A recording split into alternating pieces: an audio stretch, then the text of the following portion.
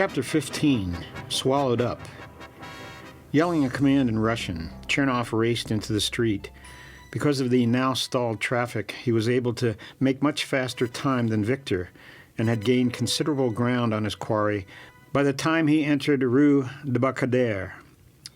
The two FSB officers jumped into the limousine and took off with tires screaming, but had to apply the brakes almost immediately. As they turned left into the Port de Maillot to make their way around the traffic circle, their progress was impeded by the mass of autos and trucks backed up behind the five-car collision. Carla made a hurried decision.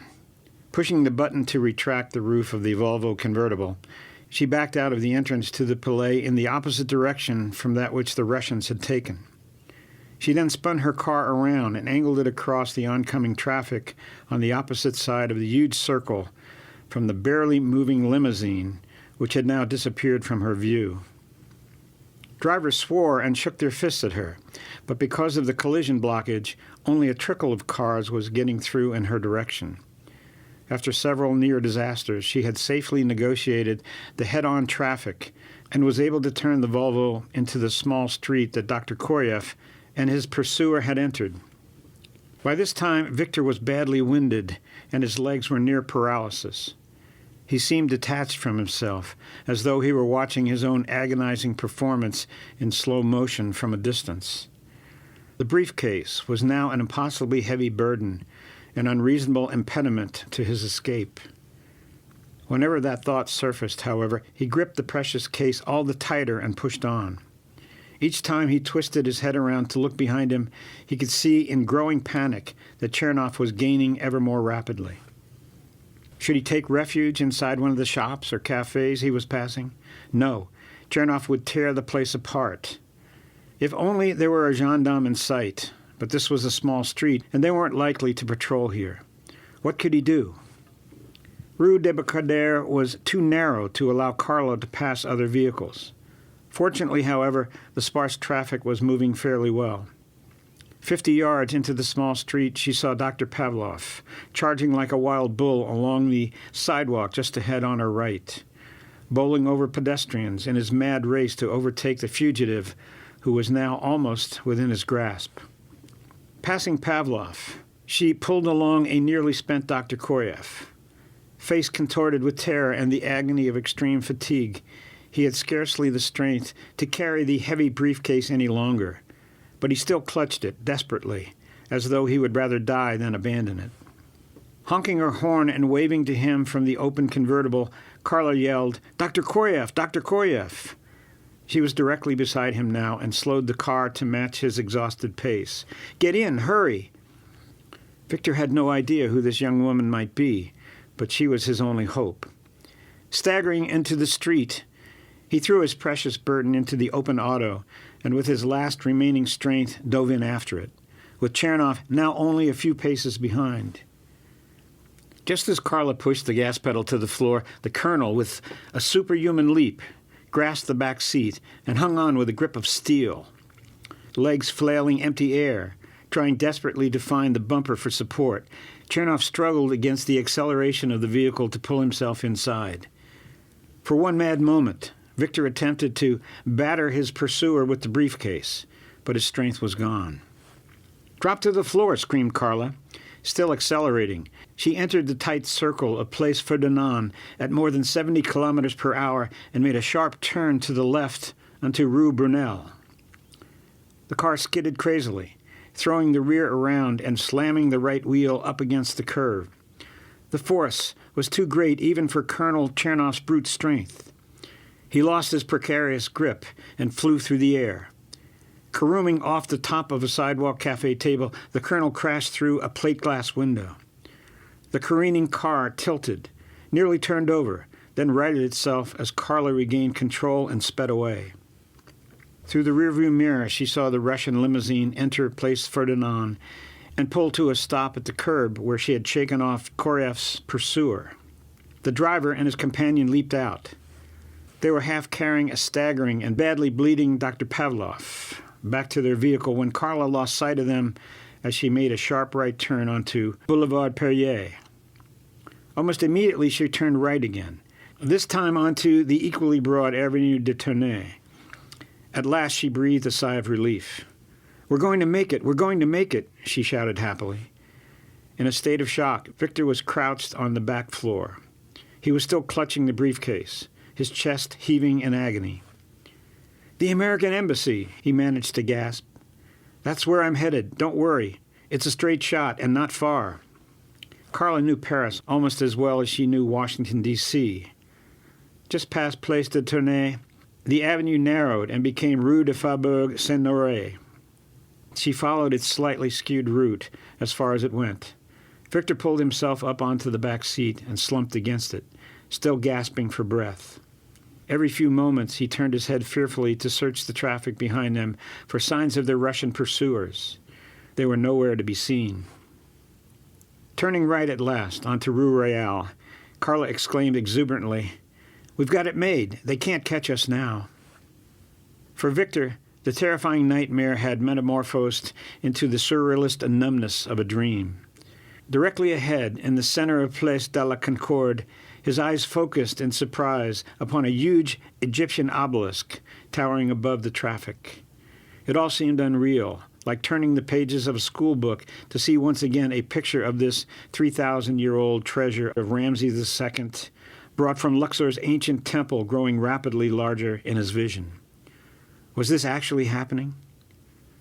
The embassy? It took all of his concentration to get out the words. "Look to your right," yelled Carla in triumph. Turning abruptly onto Avenue Gabriel, she pulled almost immediately over to the curb. A large building set far back could be seen over the top of a high stone wall surrounding it.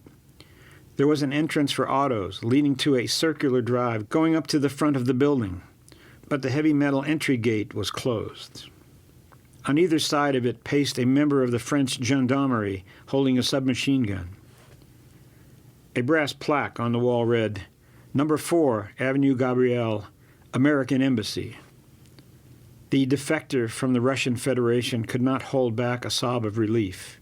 As Carla and Viktor opened their doors to get out of the car, the nearest policeman moved quickly toward them, waving his gun and shouting, "Parking interdit!" Viktor shrank back into the auto, but Carla kept moving and motioned to him to follow. "Please help, it's an emergency," she called back in French. "He's a Russian defector. We're being pursued." "D'accord." Quickly the policeman waved them toward a low, narrow structure built into the wall just to the right of the metal gate, and with his gun at the ready, turned to watch for their pursuers. Entering hurriedly, they were confronted by 2 young United States Marines in full uniform. "He's a Russian defector," Carla explained again. "We have to get inside." "Yes, ma'am," came the answer in a welcome southern drawl. The Marines hardly changed expression. "Let's have the purse and the briefcase. Just step through this metal detector." They both looked back over their shoulders toward the street several times as they half ran across the courtyard and up the steps of the main embassy building. Over the top of the steel gate, there was still no sign of their pursuers. "We made it!" exclaimed Carla, giving Viktor a triumphant thumbs-up sign as they entered through the broad doors. Safely inside at last, they were motioned by another young Marine guard toward the reception counter on the right just beyond the group of sofas and chairs. There Carla confided in a low voice to a clerk, "This is Dr. Viktor Korya from the Russian Federation, a very important scientist. He wants political asylum." The young woman's eyes widened. "Please take a seat over there and someone will be right with you." Throwing back her long auburn hair and taking a few welcome deep breaths, Carla said with a warm smile, "Well, now that we can finally relax, I guess it's time to introduce myself. I'm Carla Bertelli." "Carla Bertelli, the American journalist?" Dr. Koryev asked tentatively. "You mean I'm known in Russia? I don't believe it." "I've read some of your articles. Excellent." He looked at her admiringly, then blurted out, "I thought you were, well, much older." They both laughed, the tension draining. There was a brief, spontaneous embrace. Viktor held her at arm's length. There were tears in his eyes again. "You saved my life. Do you know that?" Carla nodded. "I suppose so. I didn't understand what was happening. I guess I just acted on impulse." Wearily, they sank down together on a long sofa facing the reception counter. Viktor was shaking his head in relief. "I can't believe it. I'm free. I didn't think it would happen. How could I ever repay you? I owe you everything." "Well, I did have a selfish interest," said Carla, turning toward him with an impish grin. "I've been looking forward to having an interview with you for months, and I wasn't going to let anything prevent that." She hesitated a moment and then grew serious again. "I'll tell you what you could do for me, Dr. Koryev, a very special favor." "Yes, tell me," said Viktor eagerly. "How about an exclusive interview?" "You mean I don't talk to any other journalists? You get the whole story?" Carla nodded. "Is that asking too much?" "Too much!" exclaimed Viktor. "I owe you my life. How do you say it in America? You've got a deal. You've got a deal." Dr. Koryev, a balding and rather owlish-looking man of about 45, in an impeccable business suit, had opened a private door to their left and was looking questioningly in their direction. "Yes, I'm Koryev," replied Viktor eagerly. The man marched over somewhat pompously, almost like a parade of one, bowed slightly, and shook Viktor's hand warmly. "I'm Carl Jorgensen. Do you have any identification?" "Yes, I have." Viktor picked up the briefcase and patted it affectionately. "And I've got more data in here than you could imagine." Jorgensen's eyebrows raised just slightly, and a thin smile formed on his lips. "If you'll please come with me." "And Miss Pertelli?" Viktor gestured toward Carla. "She brought me here, rescued me, saved my life." "We must talk to you alone, first of all." He turned to Carla. "If you'll just wait here for a few minutes, we have some formalities." He smiled reassuringly. "Yes, of course." At the door, Viktor hesitated and turned around. Carla waved. "I'll be right here," she called. When the First International Congress on Parapsychology reconvened that afternoon, the Russian delegation was conspicuously absent. The conference hall was buzzing with rumors that Koryev and Pavlov had quarreled and that Koryev had last been seen running across Boulevard Perrier and Rue Debarcadere, pursued by Pavlov. It took the Congress chairman, Dr. Erickson, longer than usual to quiet the conferees and to get their undivided attention. "I have been unable to get in touch with either Dr. Koryev or Dr. Pavlov," began Erickson. "None of the Russians has checked out of the hotel, yet I have not been able to contact any of them. I did reach the Russian embassy, however, just a few minutes ago. Although they could not help me in locating Koryev or Pavlov, they assured me that their delegation had not withdrawn from the Congress and would accept the formal apology that had been delivered to them by the British delegation. The Americans and a number of other delegations," continued Erickson, "have also expressed their goodwill and their deep concern that the Russians not withdraw from this Congress. We have reminded them how vital their continued participation in the important decisions yet to be made at this conference will be. I'm sure everything will work out. In the meantime, we must proceed on schedule. And now let me introduce our first speaker of the afternoon, the distinguished philosopher and mathematician, as well as one of the world's best-known parapsychologists, Dr. Bernard Rogers of Canada."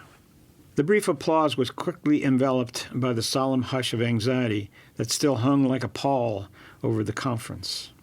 In spite of Erickson's assurance, the Russian delegation section was empty, and that spoke louder than the chairman's words.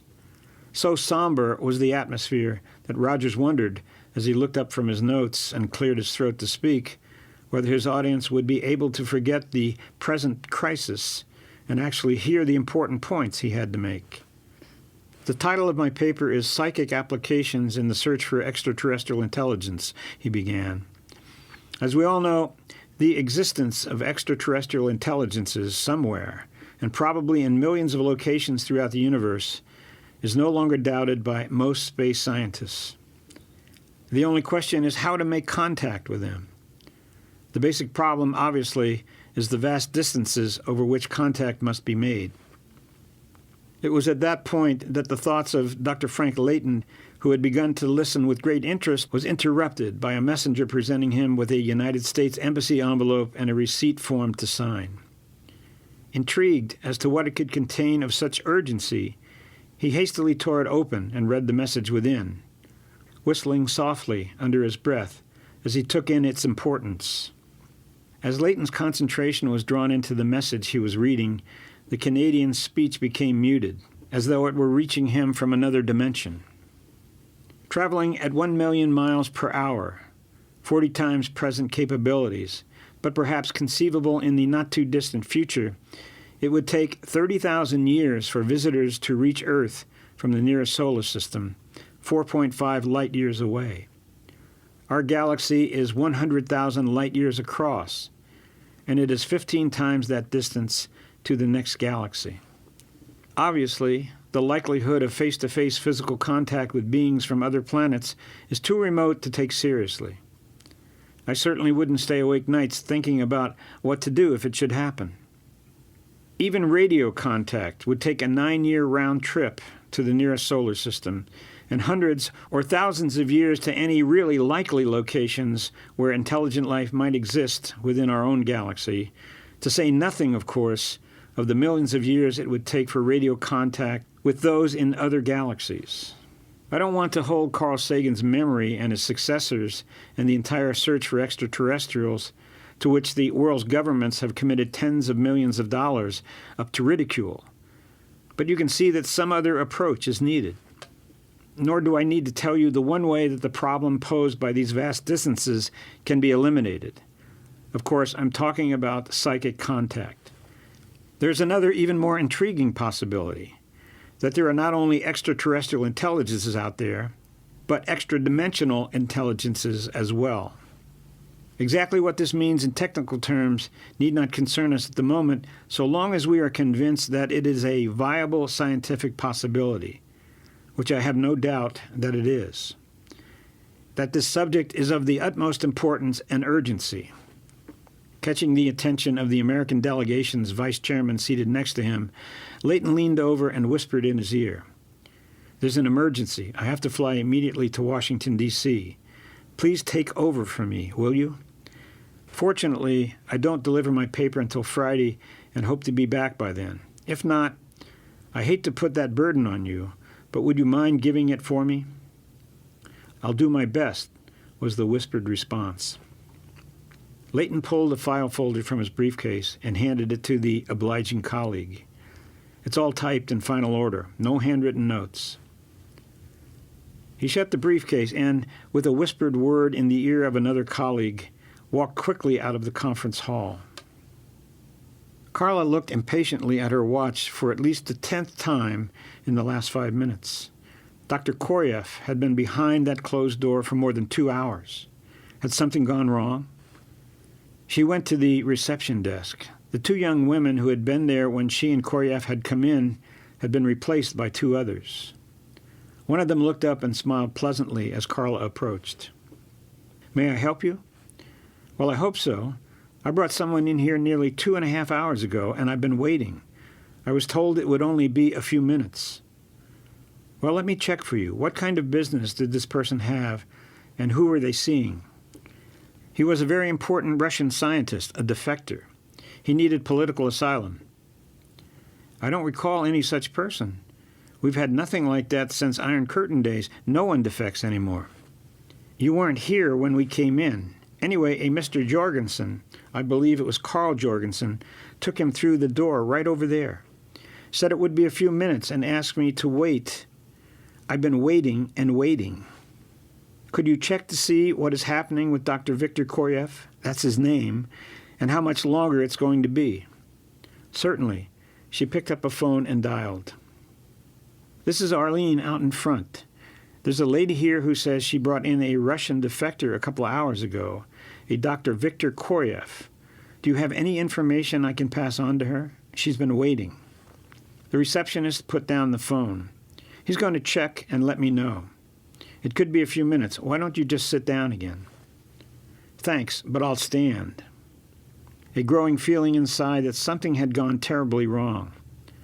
The phone rang, and she turned eagerly to the reception desk. Arlene picked up the phone and listened for a few minutes, then put it down. "There's no record of any Russian defector. That just doesn't happen. Are you sure?"